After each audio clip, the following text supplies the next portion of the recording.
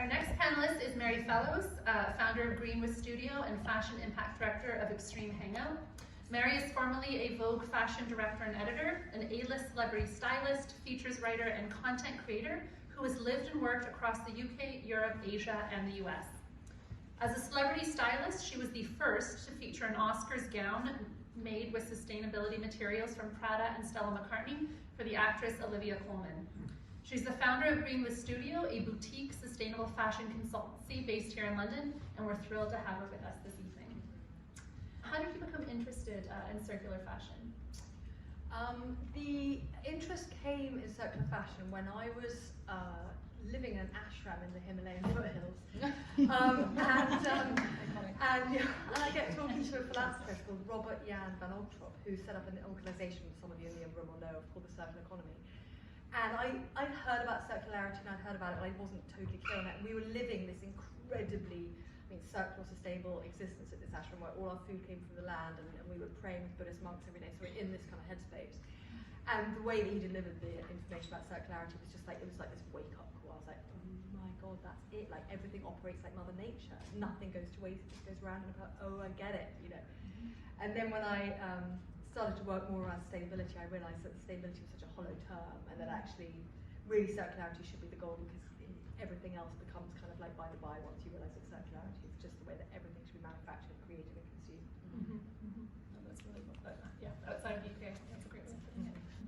I think that's so genius about this group that we've assembled today, is they're all change agents, right, in themselves. So now that we understand sort of contextually how you became interested in circular fashion, I'd really love for you just to tell us a bit about your company, your platform, just to help raise sort of greater awareness for our audience. Mary, just to go. Sure.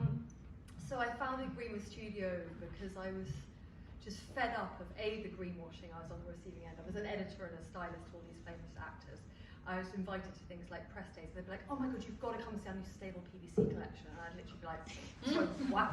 Like, so petrochemicals made in Vietnam with, I'm not sure about that label, like really?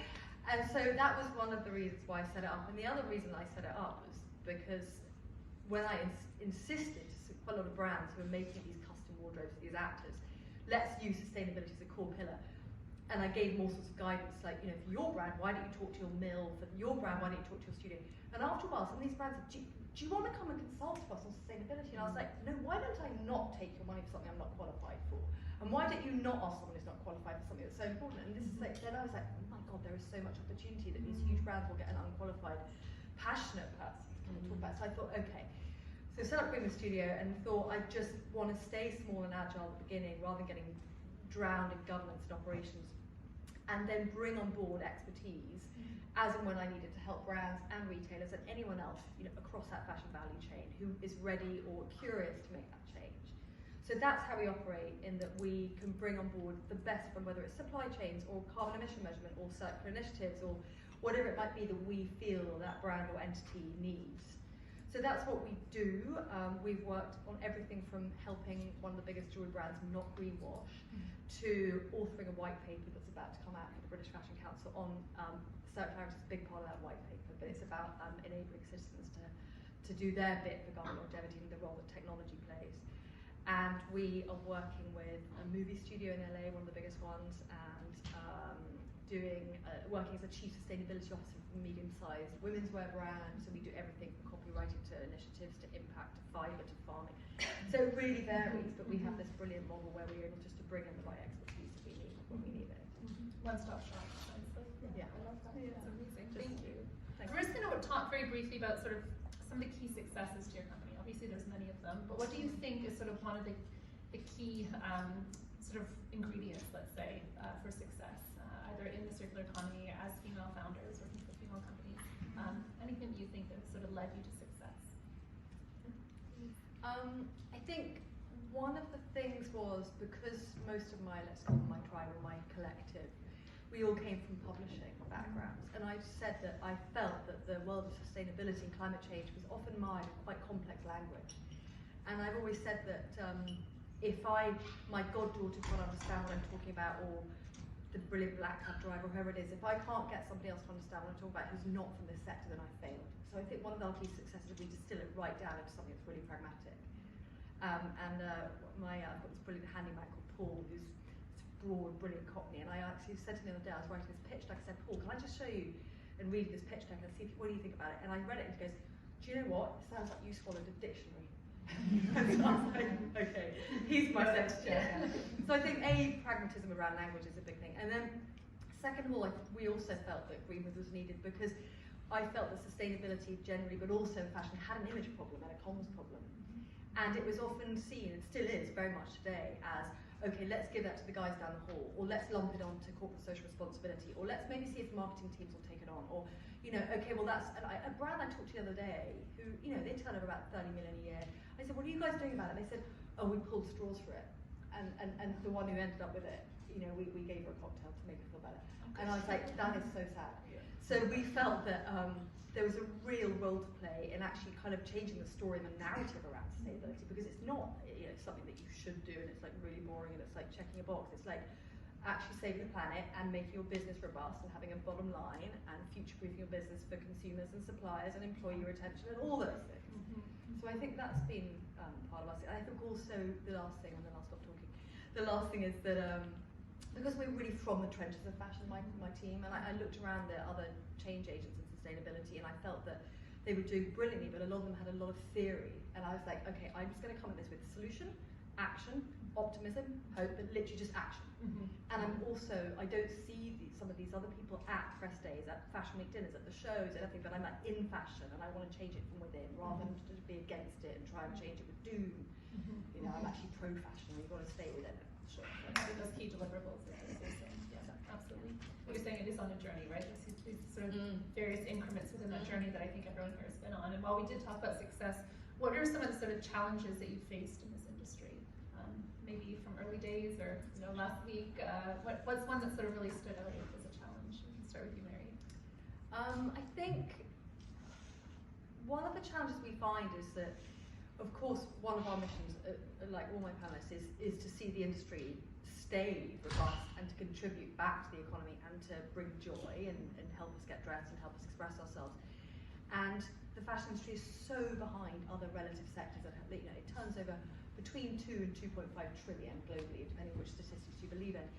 And no other sector of that scale in FMCG or other is anywhere near as behind the curve on either net zero, regenerative, or circular pathways. And so what's really frustrating for us is that we could do so much if there was this sort of pincer effect of if VCs, private equity, all people across the financial sectors were aligned with the way that, finance, you have to be like, say, the SEC, is really stringent regulation on ESG for funds or other entities.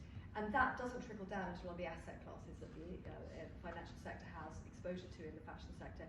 Second of all, the thing that's frustrating for us is that legislation, compliance and regulation is taking so long. And even the EU are doing brilliantly. They're kind of really certainly ahead of us now that we're out of it, but sadly. But if those two supplies, if you're going carrot and stick, right? If you're getting carrot as consumer demand, but if you just took carrot as the fuel supply finance and the stick as the big stick of the law and the authorities, if both of them were actually much more crunched in on fashion or textiles and apparel, as it's quite often referred to in policy making, then it would just go whoosh, and it wouldn't be a choice of whether you embed sustainability or whatever you call it in your organisation. But it's working within these parameters. Yeah.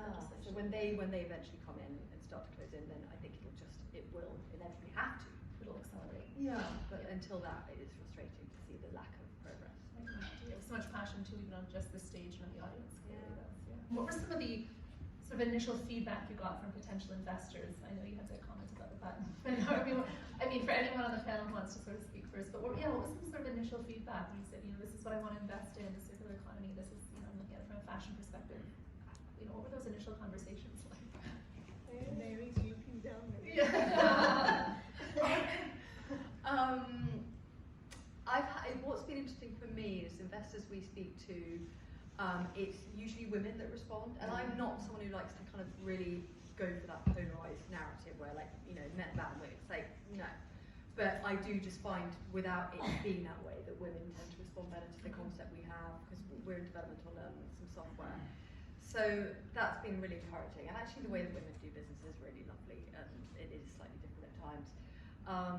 So that's been really positive, and I mean, what's been interesting, if anyone else did, the world of impact investing is a big spectrum. And there's impact investors and then there's impact investors. And like, we found there's ones that are ticking ESG box because they've got someone cracking a whip back in their office.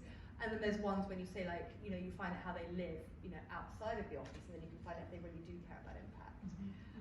So usually I kind of ask those questions to sort of just try and gauge who they are as a person and who their heart and mind is before who they are as an investor.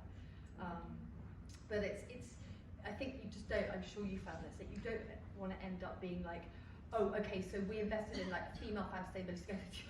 Okay, we can polish our halo with beach confession, we're good. Okay, now let's keep throwing some money at oil or wherever else.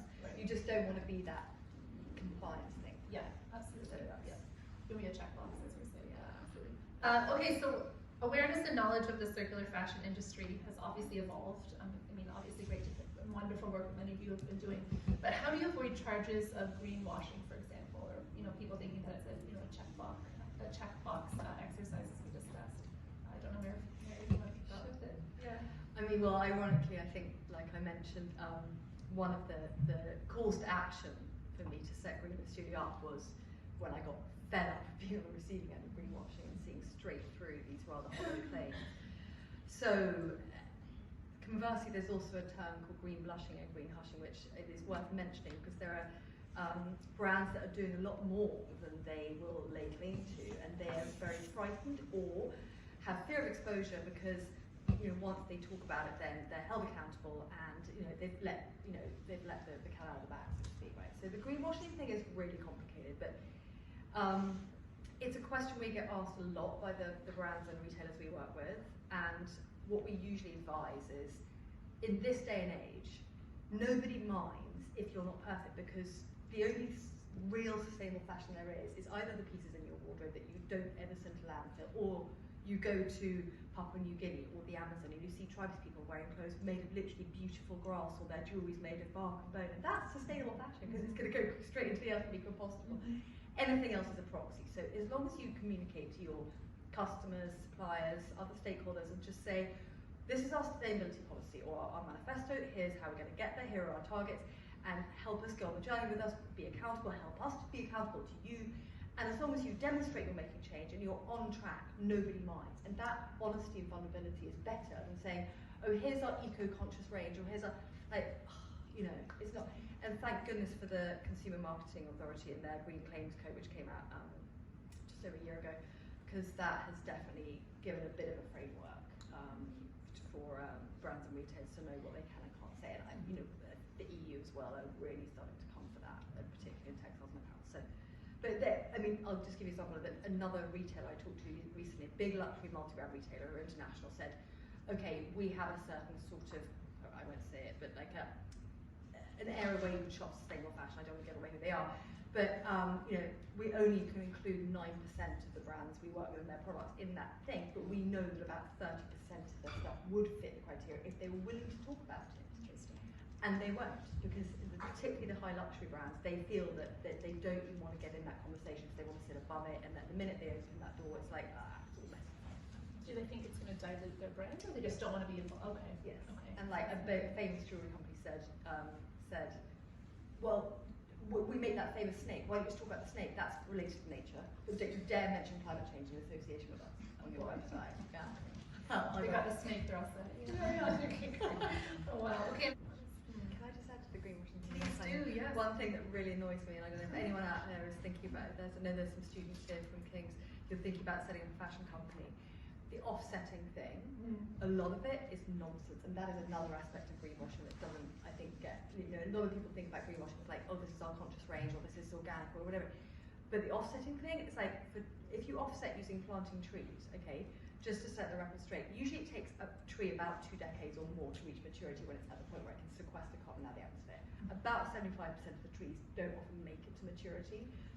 So when that company says, we're going to plant 1 tree for every pair of these espadrilles you buy, you're like, okay, well, actually, someone turned up at my house yesterday with this carbon neutral vodka called, I think it was some sort of tree-based vodka, and we're first carbon neutral vodka, and I said, how are they? Oh, they plant a tree for that one. Yeah. Right, so it's like, the offsetting thing is equally bad, and it is real greenwashing at times. Yeah. It can be. Like, there was a great piece in the FT called The Illusion of a Billion Trees. I don't know if you guys read it, but it's worth a look up, that piece. I think to that, Mary, I love what you said. I probably wouldn't have done the thing. That's the reason why we don't have offsetting or planting a tree for any rental order. Yeah. It's just, it just doesn't seem very genuine to me. It's not, I mean, it's better to do than not, but like, yeah, just it's like what scheme are they working with? Is it more local to them? And you know, like it's very murky and complicated. It's the Wild West right now. Carbon credits and offsetting. But anyway, Plant it's your a own whole trees. conversation. Yeah. So one final question, and it's a one-word answer before we open up to the audience. I know Norman's very excited to speak. What do you see as the future of circular fashion in one word? How long have I got? Anyone who's ready with Yes, yes, one Eshita. word. Yeah, please, Eshita, go ahead. Sharing. Sharing. Yeah. Becoming, I don't know what word, but first choice. Becoming first choice. Yeah. Prioritizing this. Yeah, good. Hope. Hope. It's just hope. If fashion becomes circular, there is hope. Right now, it's one of the most damaging. Yeah. I think I'm just going to say circularity as the Yeah. future. That's the one word to summarize the future. Circularity. Yeah. I think it's a perfect way to conclude the panel part. We're going to now open it to questions from the audience. I believe. I want to pick up on a point that Sophia made about the importance of being future thinking. The businesses that we're talking about here and the interventions we're talking about are exciting and credible in our new landscape. I'm certainly glad to see them as part of the fashion industry. But I'm also really aware that we can't be perfectly circular at the moment. We haven't achieved that. And if you cross that with the level of consumption that we're seeing in the fashion industry, we're not on track to achieve the kinds of targets we need to achieve in order to avoid catastrophe. Happy Tuesday. So I guess my question to you guys is, if we think into the future and what the landscape looks like, what's the difference between where we're at now and where we are at in 2050 when we are meeting all the targets we need to? What does that new landscape look like? It's hard to imagine, but I'd love your thoughts. I don't have an answer that is scientifically proven. That's okay. But my feeling is less. Like there's probably a Zara in the scene and companies like this still exist. But I would assume that they will produce less. And I will also assume, or hope, because I'm going to go with this is the perfect word, or hope that there is also heightened kind of a focus on the material. The material is something that we need to rethink. I can add to that as well. I think to Josephine's point, I was partly raised by this kind of Mary Poppins kind of character she was born in 1922, so she'd lived through the Second World War and rationing. And when I was growing up, I spent a lot of time with her, and we used to make toys out of her old tights when they had holes in. And she would cut up my t-shirts once they were stained, and God knows what I'd thrown at them, and make them into dusters. So then we would go around dusting the windows with them. And it's the exact same mindset where, because they lived in unbelievable austerity and they didn't have fast fashion then, it's that same mindset but just scaled. And there are, in terms of the hope thing I mentioned, there are businesses like RenewCell, I'm sure you come across, who are finding ways at grand scale to do textile recycling. And the thing about textiles is you need to mechanically or chemically recycle them, and it's more complicated doing the chemical bit. But there is hope in that if we don't see waste as waste, but it becomes another new raw material, and you have companies like RenewCell, there's a town in Italy called Crafto, then there's a newer company in England called Worn Again Technologies who are doing this. And once we can just find ways to divert all these dead stock textiles, a lot of them are kind of the lower end of fast fashion, and get them back into these industrial, basically like a blender to make a smoothie, and then they get separated out, become new raw materials. That's, to answer your question, Sarah, is where circular fashion could be, but that just takes coordination from so many stakeholders. But that's just housekeeping. So once that coordination happens, you could actually have a circular system to a point. I just would like to know how you are dealing with the demographics, like mostly the age that you are targeting to increase the engagement on the usage of these platforms, like maybe based on gender or based on ages. Like, how's it going with you, and do you have any plans to go wider? And like how you would like to accomplish it? Got a couple of responses to that really quickly, but just one that I found in my career of dressing real women, and I started that when I was in my early 20s, and then Anna Wintour had me dressing a lot of real women for American Vogue. It was like news anchors or painters, and then I went on, she was the one who encouraged me to do celebrity dressing. And this is why I'm a great believer in what Josephine does, because what I found, and dressing all these famous actresses, is they are actually effectively just real women. Some are pear-shaped, some are top-heavy, some have hips, some have a shorter leg, or whatever it is. No amount of inventory from the shop floor in whatever size would, I think there was probably only about 5% of the times I sent an actress out on the red carpet or to a screening or whatever she was doing, onto a late night chat show where things hadn't been tailored. And I used to go to all the fashion brands and go, let me bring you the insights I have around dressing real women and what actually works in reality. And to be inclusive and diverse, to your point, we were talking about demographics, if fashion really wants to make sure that you have emotional investment and durability around your purchases, you need Josephine's service or an equivalent service, because fit is everything. So that's one way that fashion can actually be. It goes on about, you get these brands going, oh, so we're really proud of our diversity and inclusion, and they've just maybe mixed up the ethnicity of a few people in their campaign. And like, if fashion truly is inclusive and diverse, it will cater for all body shapes, and if it doesn't make the styles in that shape, it will have tailoring of services to make sure that it can fit anybody, literally body shape. So that's one thing. And then, sorry, to also in response to your point, you know, we feel that at my company that Gen Y and Gen Z are already the converters, so we feel that like it's important that you help educate them about disinformation. But one of the projects we're working on is a new media offering, which is to be announced later this year, which is to include everybody in the sustainability conversation in different ways, and everybody needs a different conversation technique or a different comms technique or whatever it might be. So different targets for different audiences, and it's all very, very complicated. You have to speak to them in the way that they will hear it. Yeah, It's different for every person, every demographic. We said if we could convert, let's say, for argument's sake, and no disrespect, but like a 46-year-old Republican hardline Christian from Georgia to go and buy sustainable fashion, that's a win. That's a win. Because it's very easy to get the cool 20-year-old student in Hoxton or whatever, you know. But like and that's inclusion and diversity, is not being polarized against people who aren't your sort of, you know, natural affiliated kinfolk, you know. That's tyrannical. I'm wondering, without the regulation side of things, what is the hope that you see for the fashion industry changing? I mean, obviously your platform's all an example of it, but I'm just thinking, where is the financial incentive for someone like Zara to stop with the mass production that they currently base the business model on? Just interested in your thoughts around that. Good question. You want to start? Where is the financial incentive? I mean, okay, can they be directly measured? Reputational damage, lack of employee retention. Okay, two things. For someone like Zara, who do sell a lot of clothing to a younger demographic who, you know, Gen Y, Gen Z have grown up as digital natives in the shadow of climate change, they're on a fight for survival and they know that. I think that the knock-on effect financially to a company like Zara from alienating that cohort is not, say, a direct thing, but it would be probably not that hard to measure it. So there is that to be considered. I think they're all aware of that, which is why in the near term, companies like Zara are something that you can buy your second-hand Zara, or, you know, they talk about their conscious or whatever it is, you know.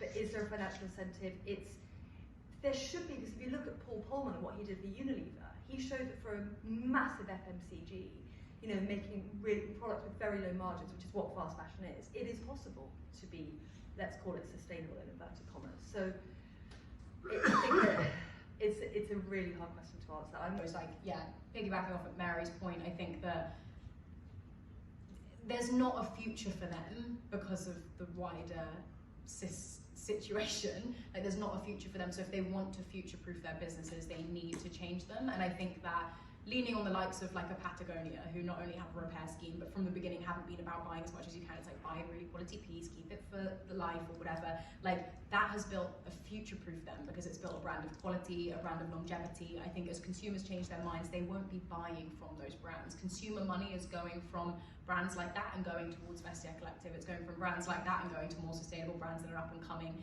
Like, where the money is going is changing, and if the brand itself doesn't change as well, the money won't be coming to them. Obviously, I think that, again, not to lean on legislation, but things like taxing, you know, things like that the government can do to actually incentivize from a financial perspective changing or making things better, or legislation that brings, you know, clothes that go to landfill to, you know, H&M's door instead of, you know, the shores of West Africa. I think those kinds of things, if they received 15 million items every single week to their door, they maybe feel differently. That is obviously going to make the big change, but I actually think that that kind of consumer-wide shift for them to future-proof their business, they'll want to make the change themselves from a financial perspective, not a we want to do good perspective. They'll be like, we're starting an eco-conscious range because people want that, people buy it, we should do more of that, people buy it, we should do more of it, and it just goes on like that, and that's the future for all of humanity to kind of be behind that kind of shift.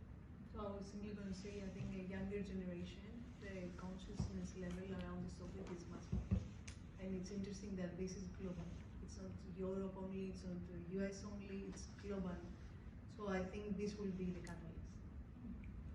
The only thing I'd say against that, like in the global north versus the global south thing, is that I was on a panel at COP27 in Glasgow, and a lady on the panel was saying that, you know, everyone should just buy like charity shops and Depop, and it's like, of course that would be ideal. And I just said to her, I was like, you know, I used to live in India, like, what if you were, you know, 24 years old and you're from the suburbs of, say, Calcutta, and like your family just kind of risen up and you're becoming middle class and you don't want somebody else's clothes, like, you know, and that's the problem is the second-hand thing and the sustainable thing is that in developing countries quite often, you know, there's a trajectory of what success looks like and how you express yourself when your culture or your community have risen out of a situation that wasn't that comfortable, and buying clothing, you know, I've learned this from having worked on so many launches of Vogues in new markets, Russian Vogue, Chinese Vogue, Japanese, Indian Vogue, Turkish Vogue, and you see this pattern again and again, which is when a country is developing and there's a certain tipping point, one of the things you want to do is electronics, cars, and clothing that says, you know, we've arrived, we've now, you know, we've got another class, and like, it's really easy for us in the global north to sit there and kind of, and I'm guilty of it, to virtue signal, like, we should all be buying, you know, it's like, what, well, let's put ourselves in their shoes, you know, those countries, the BRICS countries and developing countries are going to contribute so many more emissions across so many more sectors. For every t-shirt we divert from our recycling bin down the road next year, like, it's just, that's the problem when you look at it on a global scale, it's pretty tough. Keeping that perspective. Keeping that perspective, yeah.